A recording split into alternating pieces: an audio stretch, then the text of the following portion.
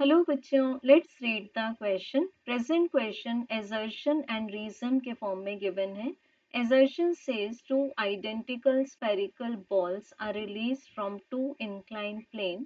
First is sufficiently rough and second is smooth. Both the balls will have same kinetic energy on reaching the bottom. And second statement reason के form में है, linear velocity of second ball will be more. सो बच्चों, जो हमें incline planes given है उसमें से जो फर्स्ट इंक्लाइन प्लेन है वो सफिशिएंटली रफ है और जो सेकेंड इंक्लाइन प्लेन है वो सफिशिएंटली हमें गिवन है कि ये स्मूथ है। अब यहाँ से हम top of the incline plane से दो आइडेंटिकल स्फेरिकल बॉल्स यानी कि इनकी मास एंड जो रेडाई है वो सेम है। इनको जब हम रिलीज करते हैं सो हमें गिवन है यहाँ पर कि दोनों बॉल्स की जो काइनेटिक एनर्जी होगी वो सेम होगी जब वो बॉटम पर पहुंचेंगी। तो बॉटम मीन्स यहाँ पर ग्राउंड पर जब वो पहुंचेंगी तो दोनों के पास सेम काइनेटिक एनर्जी होगी। तो मान लेते हैं ke1 एंड ke2। तो यहाँ जो एजर्शन गिवन है उसके according ke1 is same as ke2, ये गिवन है हमें एजर्शन में। और रीजन में गिवन है कि जो सेकेंड बॉल है उसकी लीनियर वेलोसिटी फर्स्ट बॉल से ज़्यादा होगी।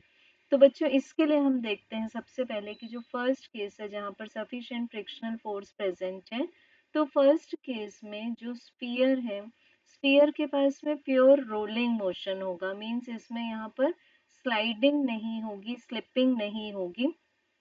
So work done by the friction will be equal to zero.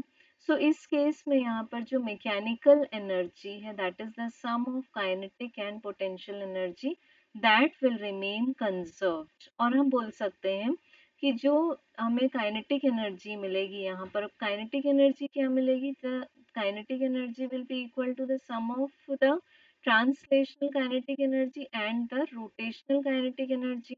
So that will be equal to the decrease in the potential energy, जिसको हम लिख सकते हैं mgh, क्योंकि हमें दोनों ही प्लेन्स की हाइट गिवन है h। अब बच्चों, जब हम सेकेंड केस को स्टडी करेंगे तो सेकेंड केस में क्योंकि यहाँ जो सरफेस है उसमें फ्रिक्शनल फोर्स प्रेजेंट नहीं है, तो सेकेंड केस में हम बोल सकते हैं कि इस केस में रोलिंग नहीं होगी, there will be no rolling. So it means क्या हुआ, यहाँ भी जो मैकेनिकल एनर्जी है वो कंजर्व्ड रहेगी। अब मैकेनिकल एनर्जी अगर कंजर्व्ड रहेगी तो अगेन हम बोल सकते हैं the total kinetic energy is equal to the decrease in the potential energy. So अब इसमें इसका मतलब क्या हो गया कि जो दोनों केसेस में जो टोटल काइनेटिक एनर्जी है वो सेम रहेगी। तो हम बोल सकते हैं कि assertion इज ट्रू।